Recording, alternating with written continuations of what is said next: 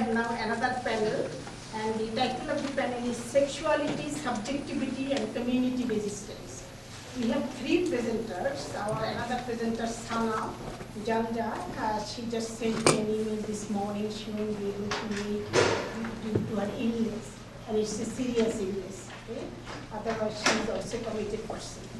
So three presenters. The first one is from the left, Bidushi Rahman, and the title of her the title of her paper is Decolonizing Desire, Polysexuality in South Asia. Bidushi completed her Bachelor of Arts degree majoring in Gender Studies from the University of Victoria. Her academic interests lie in the theory and practice of decolonization, and she likes art and jokes. Okay, so I'm Bidushi Rahman, and I haven't done a PowerPoint in very long.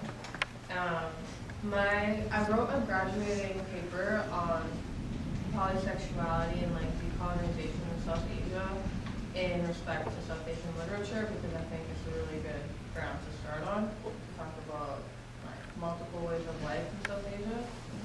But just due to time, I'm going to be focusing on just the history aspect instead of polysexuality for now. So I'm focusing on literature because it is popular culture. Popular culture is really interesting because it shows that a mass amount of people have been moved, touched towards this one or multiple subjects, and it says a lot about our culture, about our consciousness. It shows a lot about our values, and especially about tradition. Tradition being that it changes from time to time, which is kind of funny.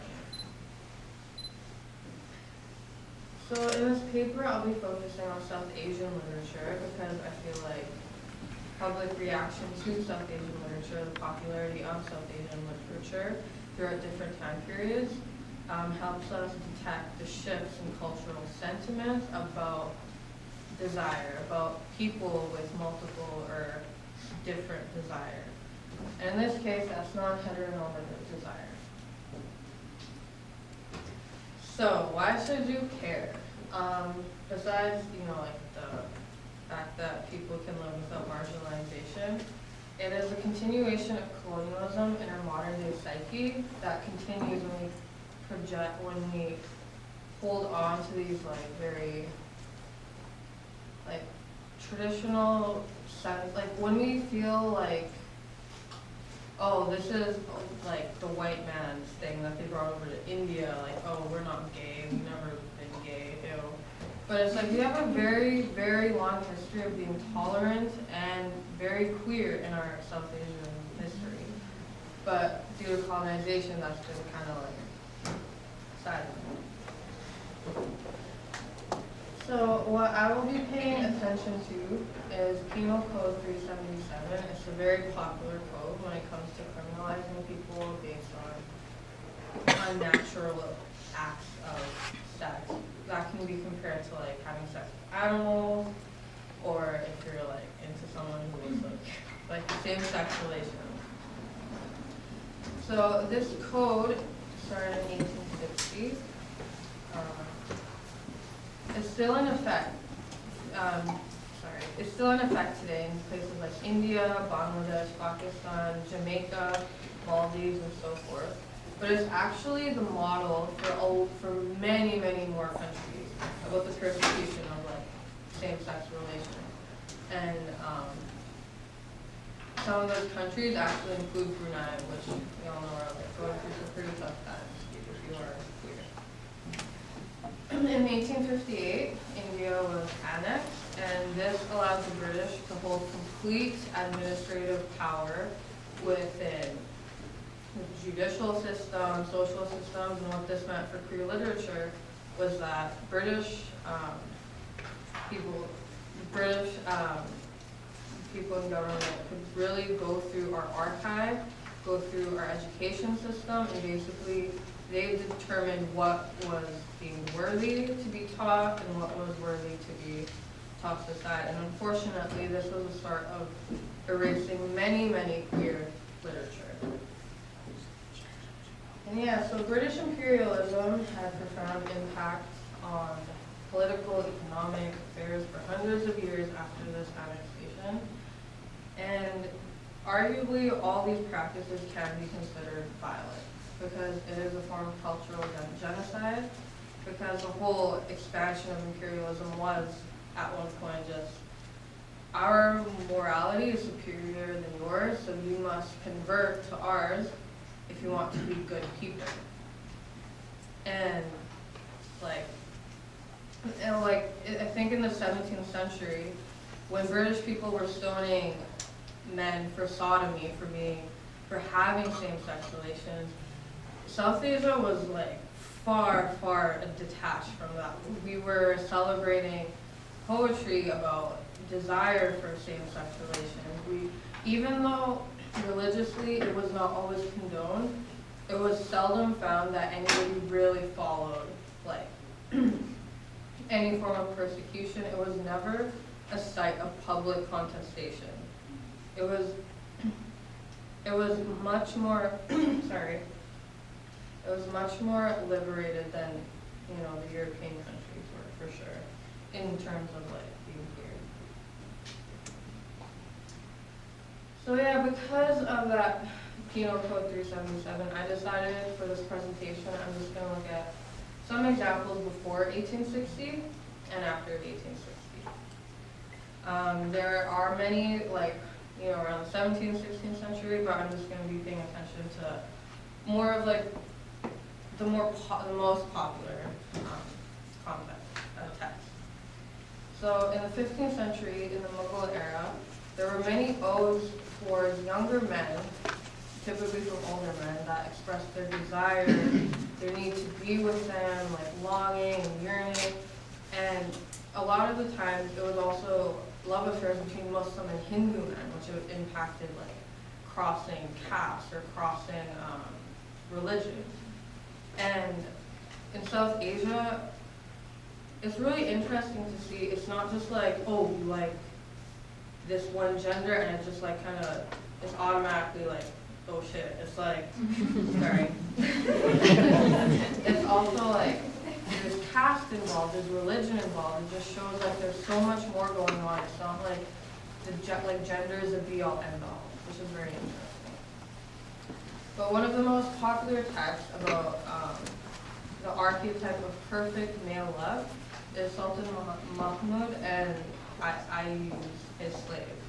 And this was praised for a very long time, for centuries actually.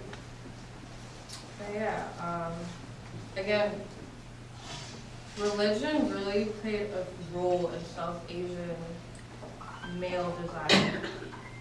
The fact that there's so much emphasis on male desire just kind of like shows us how the archive has really been thoroughly like dictated by those in power, because it's not like, women weren't out there being queer. It's like they weren't seen as being like important enough to be a part of history. And I think that happens more often than not.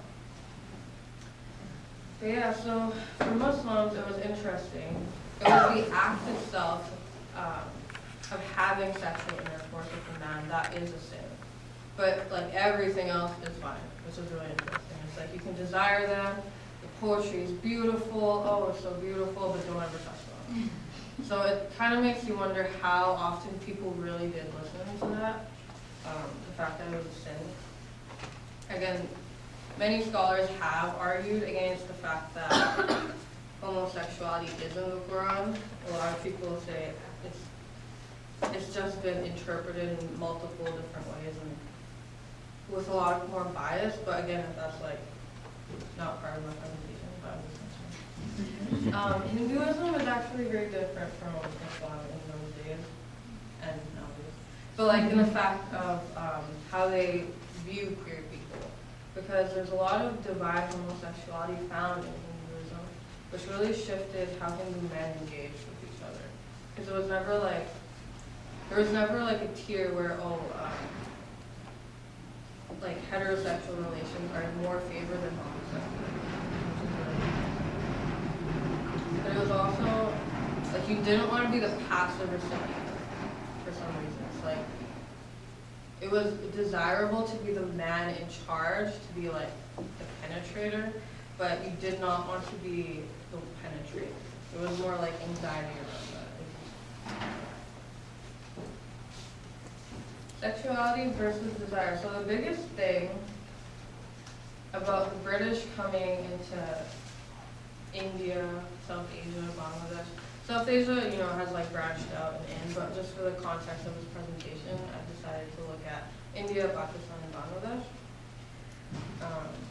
One of the biggest things in this location is the introduction of sexuality as a very rigid, very stable attribute to one's person.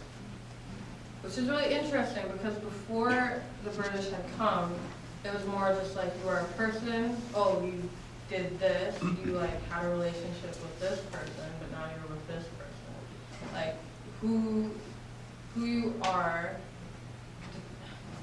it's very difficult to map, but it's like a lot of the time marriage was really just about political gain, about expanding your lineage, and it wasn't, and I mean it still kind of shows to this day that it's all about relations as opposed to romance. And that kind of shows here. Desire is fluid, roaming, it's difficult to transmute into a neat, hetero, homo binary. And when the British came here, it became that sexuality was an ontological marker for who you are. After 1860, I'm sure all of you have heard of FIRE. There were protests groups started, property was damaged, and the whole history behind it was even the story that Deepa Mehta based the film off of. It was actually taken to court for its homosexual connotations. And this is just an example of one of many incidents of homosexuality nowadays just being demonized, and the reaction just being much more violent than our history, than our ancestors would have probably condoned, in my opinion.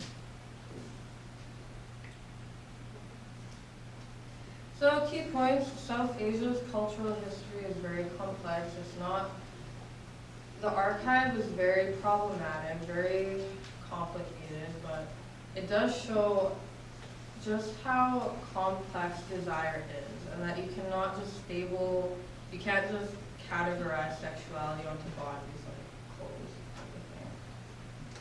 The Western concept of sexuality is an ontological marker. It kind of dictates your value, which I think after imperialism, us South Asians have really,